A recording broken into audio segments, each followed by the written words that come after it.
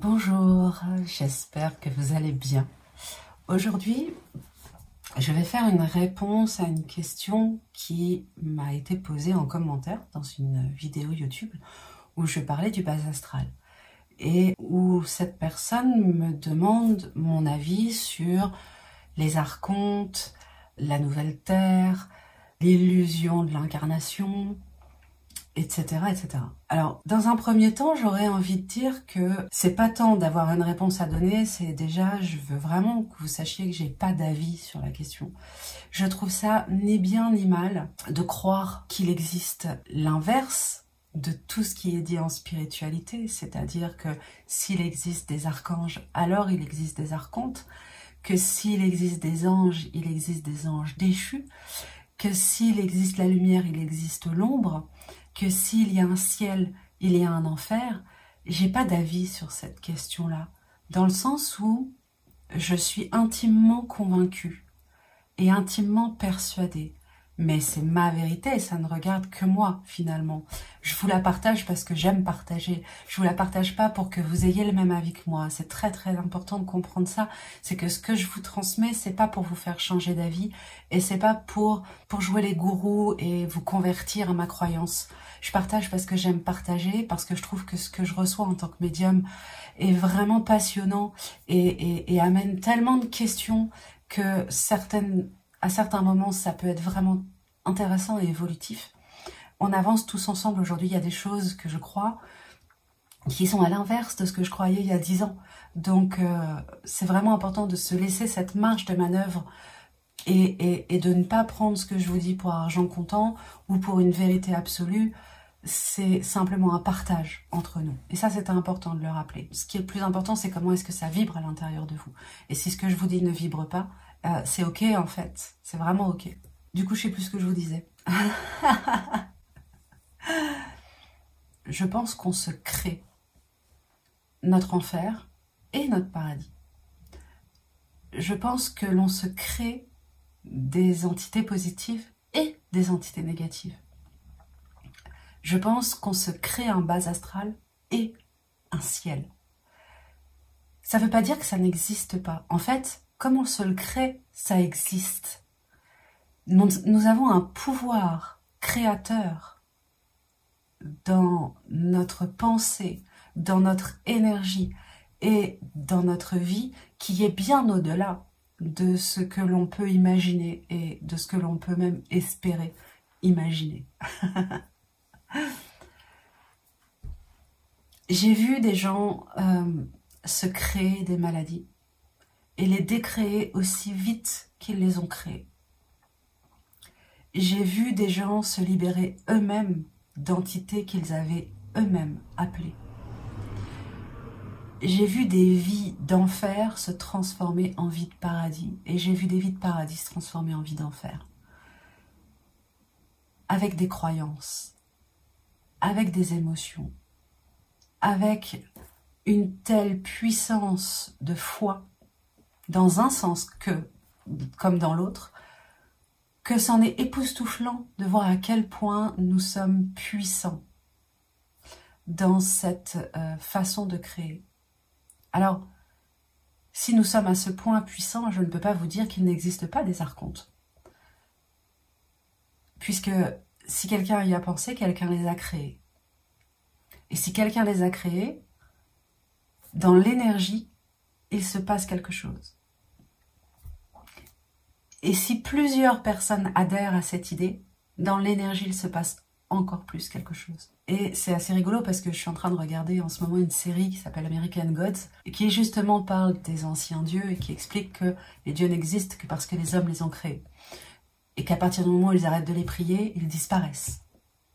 Et donc c'est la lutte terrible entre les nouveaux dieux de la technologie et puis les anciens dieux qui veulent continuer d'exister dans le cœur des hommes. Bref, ça part complètement en live, c'est n'importe quoi cette série, j'adore. C'est génial. C'est loin d'être n'importe quoi d'ailleurs. Mais c'est pas le sujet de la vidéo. Et en fait, pour moi c'est ça, c'est-à-dire que tout ce que je vous transmets au niveau de l'âme, au niveau des liens d'âme, dans cette perception que j'ai pu avoir du monde en dehors de l'incarnation, c'est justement pour vous transmettre à quel point nous sommes une puissance de création, à quel point nous sommes l'univers qui a pris cher.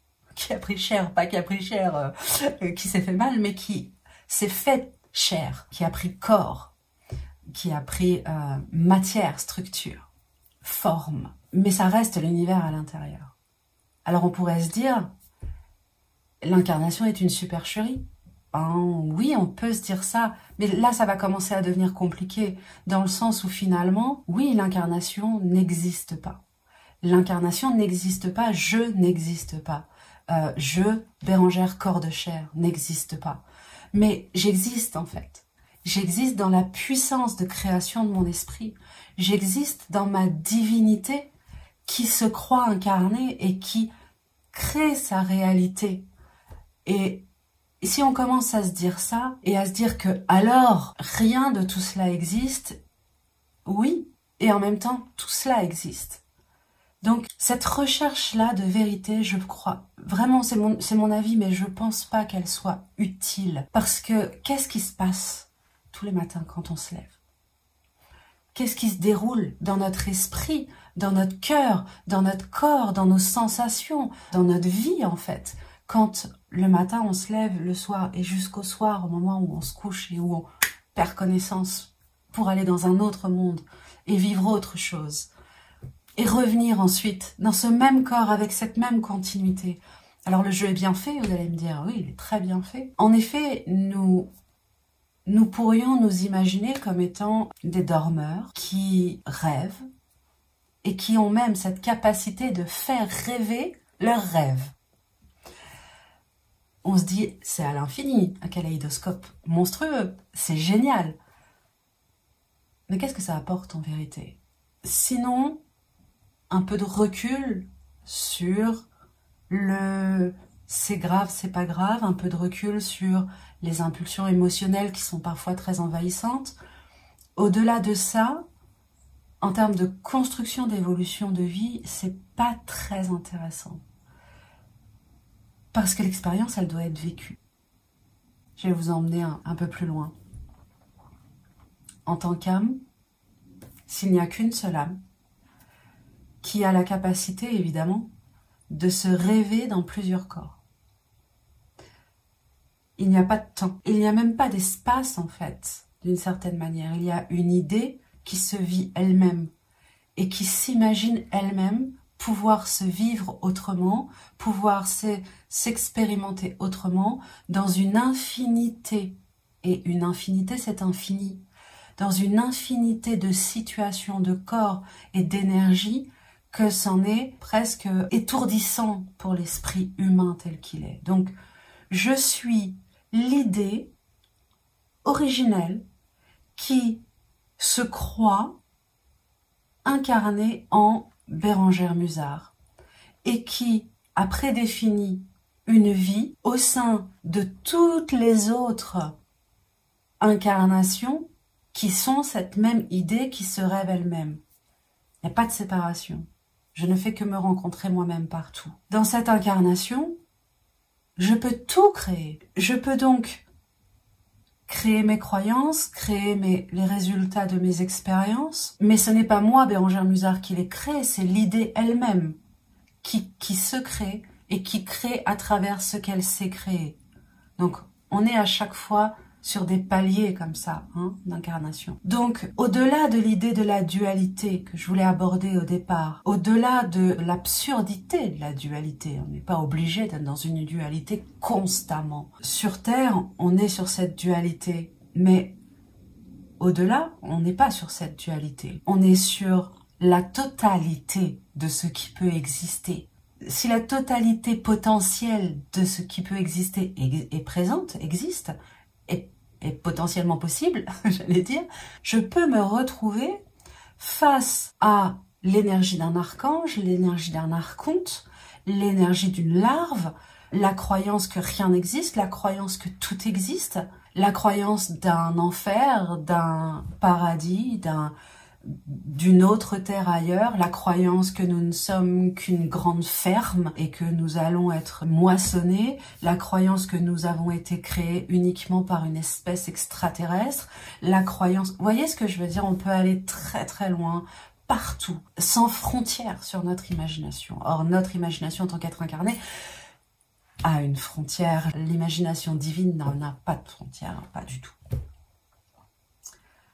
Donc pour moi, c'est compliqué de vous parler d'archanges, d'archontes, de vrai, de faux, de vérité, de est-ce que ça existe, est-ce que ça n'existe pas, si ça existe, est-ce qu'il faut se protéger, est-ce que c'est dangereux, etc. Parce que je pars du principe que je nourris ce en quoi je crois. Je le nourris énergétiquement, mentalement, émotionnellement, et donc je lui donne la puissance d'exister.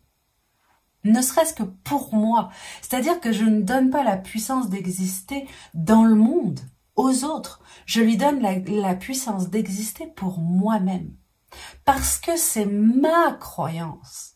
Si je crois être incarné, si je crois que cela existe, je le crée pour moi-même. Je fais en sorte qu'il existe, que cela existe. Est-ce qu'on pourrait pas juste réfléchir autrement? Est-ce qu'on pourrait pas ouvrir cet esprit-là au-delà de tous ces concepts enfermants qui nous maintiennent dans la peur, dans un fonctionnement mécanique et robotique? Est-ce qu'on pourrait à un moment penser autrement que c'est vrai, c'est faux? Autrement que j'ai raison, j'ai tort. Autrement que ça existe, ça n'existe pas. Qu'est-ce que je choisis de faire exister dans ma vie? C'est pour moi ça la vraie question. Qu'est-ce que je choisis de faire exister dans ma vie? Qu'est-ce que j'ai nourri à l'intérieur de moi pour tomber sur des vidéos qui me parlent de grandes manipulations interstellaires, de gros méchants archontes et je ne sais quoi qui veulent notre fin et qui veulent nous aspirer notre énergie, faire de nous des esclaves? Mais qu'est-ce que ça vient nourrir en fait, ça, à l'intérieur? Cette croyance-là, elle vient nourrir quoi? L'idée que je suis faible? L'idée que je dois me protéger? L'idée que je ne suis pas divin, l'idée que je dois lutter, me révolter. J'ai pas choisi ce chemin-là, moi, en fait. Moi, j'ai envie de voir la noirceur prendre la lumière. Je suis pas passeuse d'âme pour rien. Mais moi, j'ai envie de voir quelqu'un qui souffre retrouver le sourire et la joie.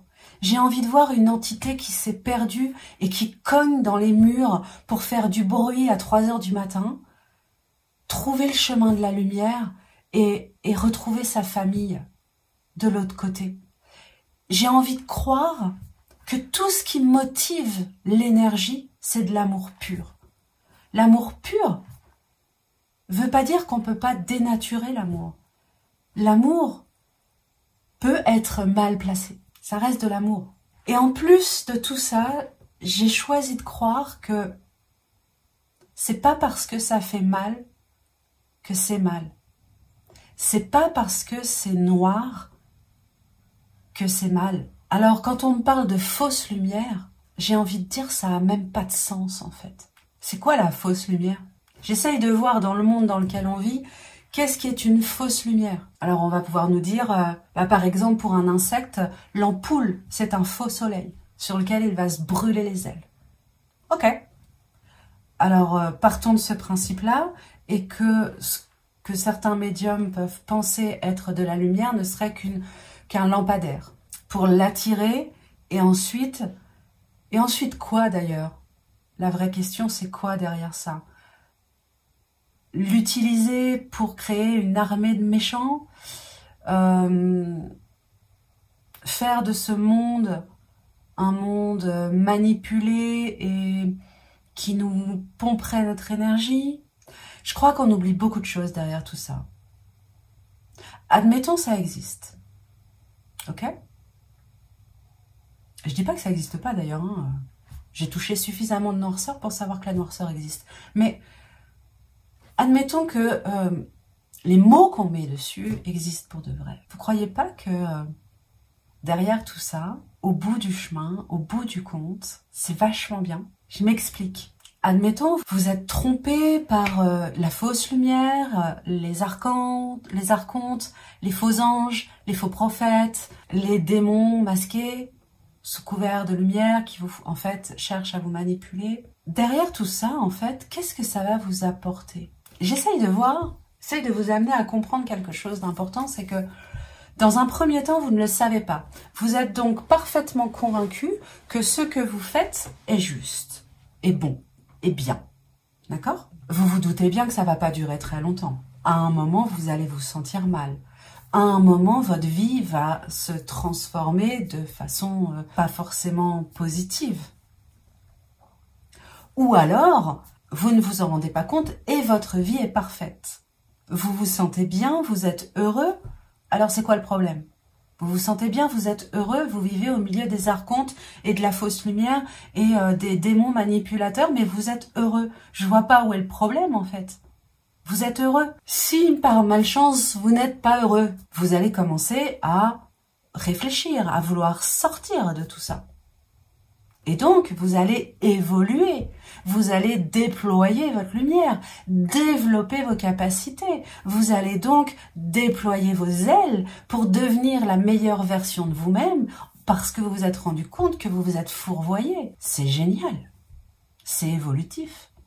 Et du coup, vous allez devenir heureux et bien. Donc, il n'y a pas de problème. Derrière tout ça, moi, ce que je vois, c'est la peur de ne pas être quelqu'un de bien, la peur de se faire avoir. Je vois toutes les blessures fondamentales, trahison, injustice, abandon, rejet. Je vois tout ça, en fait, derrière, qui sont des peurs et des traumatismes parfaitement humains, qui sont des peurs mentales, qui sont des réactions mentales, qui sont des réactions émotionnelles aussi. Qu'est-ce que ça peut faire que ça existe ou pas? D'abord, vous le faites vous-même exister dans votre monde, en croyant à tout ça. Vous l'attirez à vous, vous le faites exister dans votre monde puisque vous êtes le créateur de votre univers. Vous avez le droit de dire pas de ça chez moi. Si en ouvrant votre porte de maison, vous trouvez un renard enragé, ça existe. Mais personne ne vous force à le faire rentrer chez vous pour qu'il morde toute la famille, que vous soyez tous morts 3 semaines plus tard. Donc,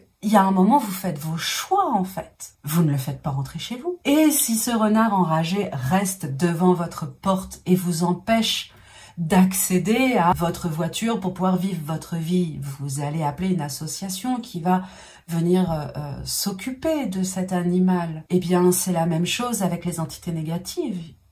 On appelle un magnétiseur ou un désenvoûteur ou un exorciste ou tout ce que vous voulez qui va faire un travail énergétique pour vous libérer de cette pression négative.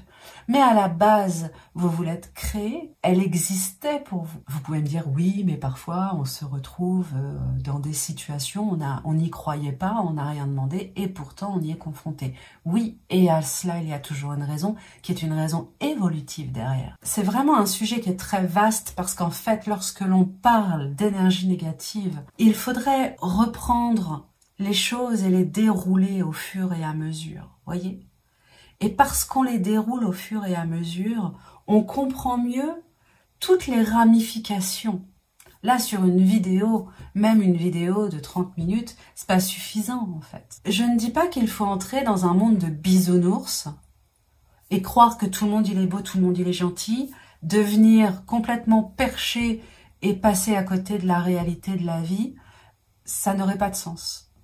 Mais il ne s'agit pas non plus d'aller plonger dans le côté machiavélique qui peut être lui aussi très rassurant de se dire qu'il y a des entités méchantes et que je peux accepter ma part d'ombre parce qu'elle ne sera jamais aussi méchante que ce qui existe dans le monde.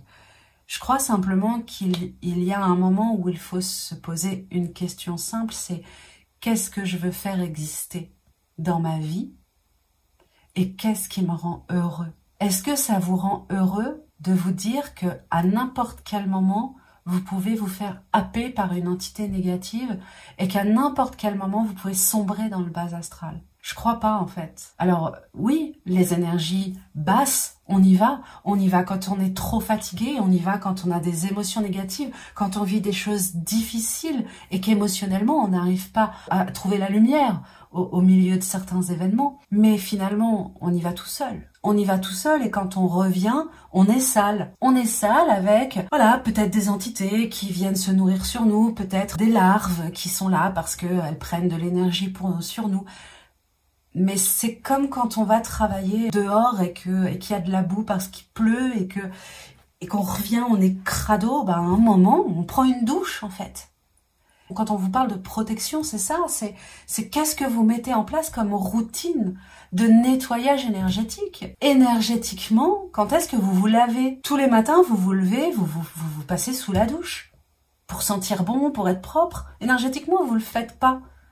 Il s'agit pas de mettre des protections en place, il s'agit d'avoir un minimum de logique en fait. Vous n'allez pas vous promener dans une bulle de plastique sous prétexte qu'il pleut dehors et que de la boue pourrait vous tacher. Non, vous acceptez d'être taché.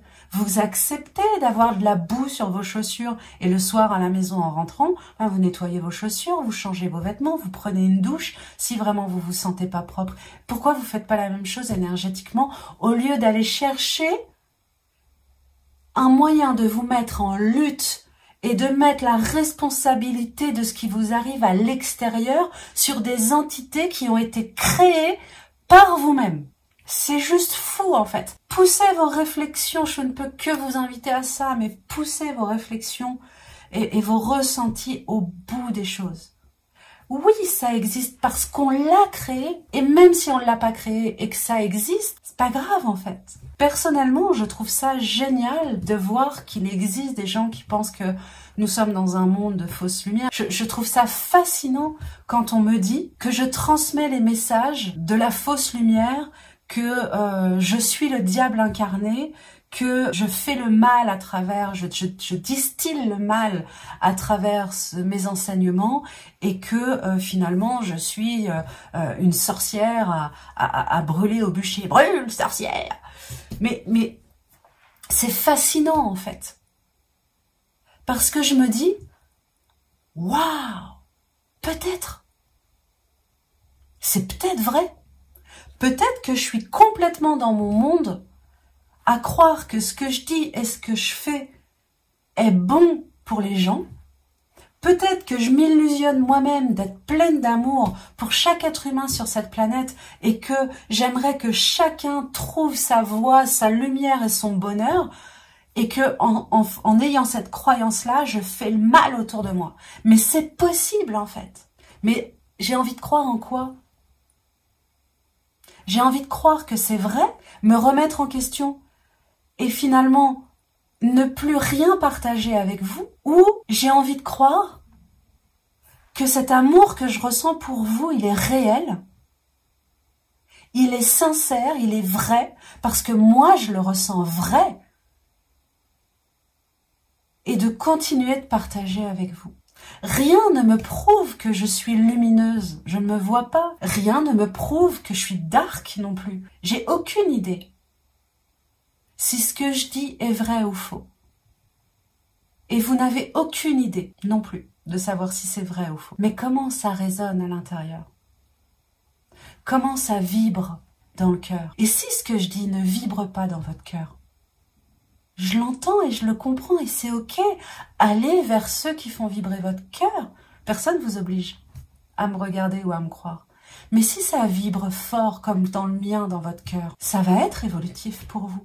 Ça va être constructif pour vous. Que ce soit le diable qui parle à travers moi, ou Dieu qui parle à travers moi, ou juste moi qui parle à travers moi. Si c'est bon, c'est bon. Si ça aide. Mais moi, c'est la seule chose que je demande en fait. Que ça vous aide. Que ça vous aide à vous aimer parce que vous êtes beau, que ça vous aide à évoluer et à avancer parce que vous le méritez. C'est juste ça. Alors ça va sûrement pas répondre à la question qui m'a été posée, à savoir si les archontes existent pour de vrai. J'ai envie de dire oui, et j'ai envie de dire non, et j'ai envie de dire on s'en fiche un petit peu. Parce que ce qui compte, c'est qu'est-ce qui te rend heureux, toi? Quelle croyance rend ta vie plus belle? Quelle croyance rend tes matins lumineux, tes rapports humains chaleureux? C'est ça qui compte, je crois. Voilà, j'espère que ça vous aide. Si ça fait vibrer votre cœur, il y a sur mon site des formations où je parle de l'âme, où je parle des entités, où je parle des envoûtements, où je parle aussi d'amour, de lumière, pour communiquer avec ses guides, pour communiquer avec ses anges, pour avancer dans sa vie, pour évoluer pour soi. www.berangeremusard.fr. Je vous embrasse, prenez soin de vous et à bientôt.